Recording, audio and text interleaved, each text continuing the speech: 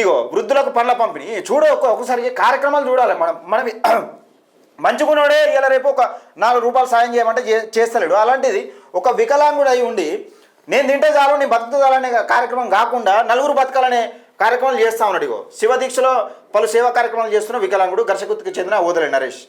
ఇది మనం అన్నం పెద్ద పెద్ద డైలాగులు ఇస్తున్నాం. గర్షకుత్తి మండలాన్ని చేస్తా 6 నెలల్లో మండలాన్ని చేస్తా ఆయనకు తెలిసిన ఎమ్మెల్యే ఉన్నప్పుడు ఎమ్మెల్యే గెలిచినప్పుడు ఒకసారి అది పంపినాం. అయితే మనం 6 నెలల్లో మండలం చేస్తా, మండలం చేయకపోతే నన్ను అక్కడ స్తంభం ఉన్నది, ఆ స్తంభానికి కట్టేసి కొట్టురన్న. మనం మండలం చేయకపోగా ఈ కనీసం మండలంలో ఉన్న నిరుపేదకు ఒక వికలాంగుని కూడా కనీసం సాయం చేయకపోతే మనం ఎట్లా ఏ రకంగా మనం నెలాఖరులు వచ్చేసరికి జీతం పడుతుంది ఎవరికైనా టెన్షన్గా. ఈ ఒక్కసారి చూడొచ్చు. అయితే ఏది అది లాస్ట్ మంత్ ఇగో అనేకమంటే సేవా కార్యక్రమాలు చేసిండు. మీ అభిమాని మళ్ళా ఇక్కడ చూడొచ్చు. ఇంకా మీ అభిమాని చెప్తా ఉన్నాడు ఇప్పుడు మీ బతుకులేదో మారుస్తారని.